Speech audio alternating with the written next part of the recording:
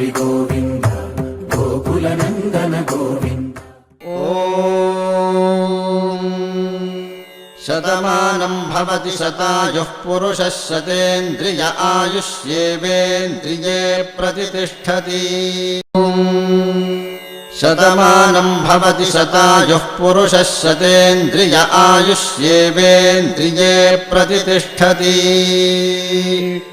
शतमानं भवति शतमानकं शतमानं भवति शतायुः शतायुर्भवति शतमानकं शतमानं भवति शतायुः शतमानमिति शतमानं भवति शतायुः शतायुर्भवति भवति शतायुः पुरुषः पुरुषः शतायुर्भवति भवति शतायुः पुरुषः शतायुः पुरुषः पुरुषः शतायुः शतायुः पुरुषः शतेन्द्रियः शतेन्द्रियः पुरुषः शतायुः शतायुः पुरुषः शतेन्द्रियः शतायुरिति शतायुः पुरुषः शतेन्द्रियः शतेन्द्रियः पुरुषः पुरुषः शतेन्द्रिय आयुष्यायुषि शतेन्द्रियः पुरुषः पुरुषः शतेन्द्रिय आयुषि शतेन्द्रिय आयुष्यायुषि शतेन्द्रियः शतेन्द्रिय आयुष्येवैवायुषि शतेन्द्रियः शतेन्द्रिय आयुष्येव शतेन्द्रिय इति शत